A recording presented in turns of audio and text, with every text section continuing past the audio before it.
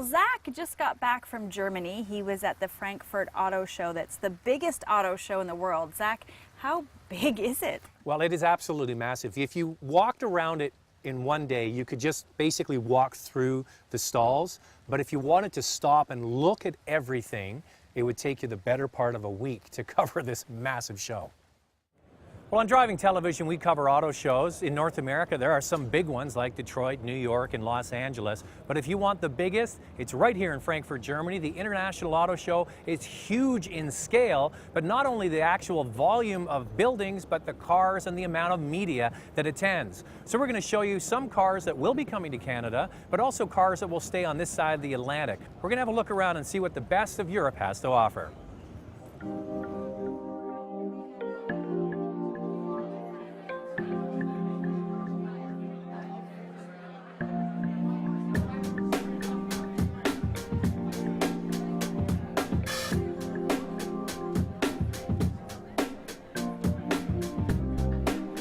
This is the 64th version of the Frankfurt Auto Show. It actually originated in Berlin in 1897, where there was only 8 cars on display.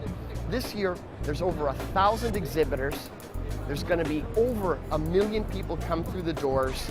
And as you can see, just by looking around, we've got 59 cars on the Volkswagen show booth alone. So the show has truly become a massive international event. North America, Asia, Korea, Japan, everywhere you can think of where they make cars, they display them here in Frankfurt. The Frankfurt Auto Show is massive. Over 10 buildings, over 1 million square feet. And it should come as no surprise that since it's our home show, Volkswagen takes up the most space. We've got over 100,000 square feet of display area here in Frankfurt. It took us about a month to set up with 1,000 workers. And as you look around, you can see what took all that time. Over 80 kilometers of cable alone for the lighting and for the sound systems had made this truly an international car show. So what do you do when 100,000 square feet just isn't enough? Well, we've got so much to show here in Frankfurt, seeing as it is an international show, that we really can't pack it all into one day or even 1 week. So what we do is, prior to the show, we have what we call a group night, where we show some of our finest new products to journalists such as yourself. And this year was no exception.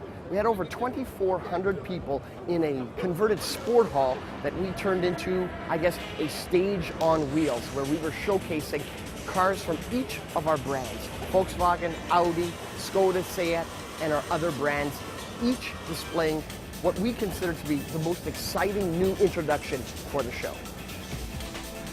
With all the world's manufacturers showing up to show off their cars, space can still be an issue. So Audi built this structure. It's a temporary building to be torn down after the show. Inside it looks like a regular vehicle display, but this one has a unique feature that is something to behold. The cars on display move around a track built right into the structure, showcasing the vehicles, taking people for rides, and putting on a display that's pretty hard to beat. Each vehicle rolls onto a turntable for a short period of time and then continues around the building, each one taking a turn. These companies spare no expense when it comes to showcasing their brand.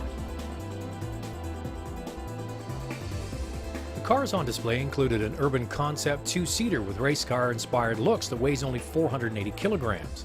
Audi also showcased their compact SUV, the Q3, and this new high-performance RS5. Each hall at Frankfurt typically houses one manufacturer. This is Mercedes Showcase, with a custom-built 3-story display featuring a modular design for future use at other shows, and a massive multimedia wall that rivals anything that Las Vegas could put on.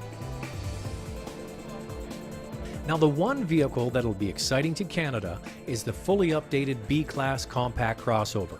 Now with Mercedes' signature front design, lower roofline, and cleaner design that is sure to be more appealing to our market due to a much better interior and conventional automatic transmission. The new M-Class is another big deal for North America. Already on sale here, this 2012 model is still sold with a gas or diesel engine and features Mercedes' new interior.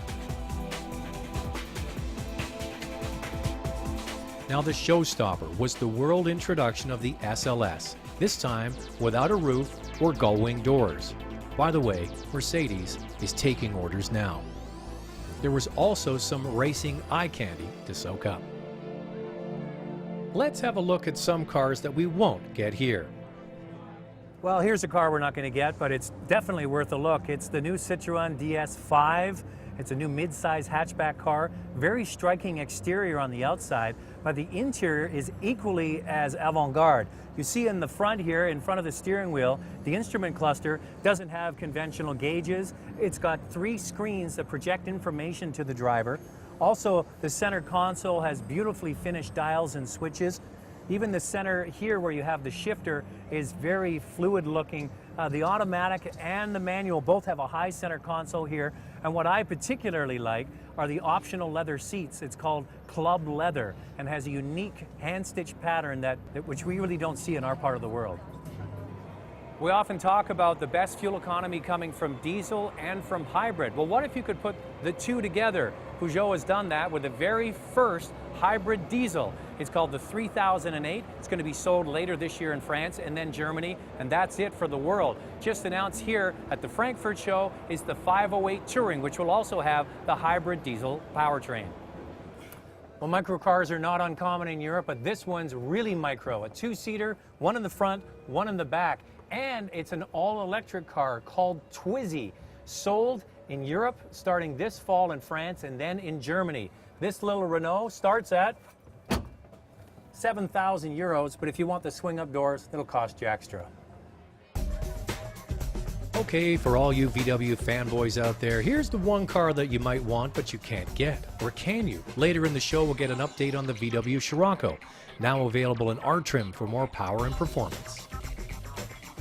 The really big news for Volkswagen was the introduction of a microcar called Up. Smaller than the Golf and Polo, this very efficient but roomy car opens up a huge market for Volkswagen in Europe and Asia. Perfect as a city runabout, it starts at just below 10,000 euros. Some concepts included a crossover Up, a nautical-themed convertible, and a beach buggy. Of course, there was also a highly efficient model, this one called Eco Up. Zach, there are a lot of vehicles that are available in Europe that we don't see over here in North America. Could you give us a number? Well, I don't think a number is really easy to come to, but what we're starting to see is a great trend. A lot of the European style is being influenced into North American products now, so that's a good thing. And speaking of style, the Volkswagen Scirocco, remember the Scirocco? Well, they have one in Europe, and a new one is called R. Very good looking car. We'll show it to you after the break.